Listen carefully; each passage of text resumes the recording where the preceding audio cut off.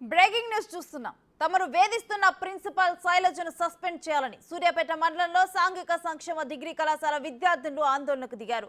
15 కిలోమీటర్ల మేర నడిచి కలెక్టర్కు వినతి పత్రాన్ని అందజేశారు. ప్రిన్సిపల్ శైలజ వేధించడంతో పాటు ఆమె మద్యం వద్ద బాటిల్స్ దొరికాయని విద్యార్థులు తెలిపారు. అటువంటి ప్రిన్సిపల్పై చర్యలు తీసుకోవాలని రాత్రి సమయంలో కలెక్టర్ కార్యాలయం ఎదుట నిరసన తెలిపారు విద్యార్థినులు.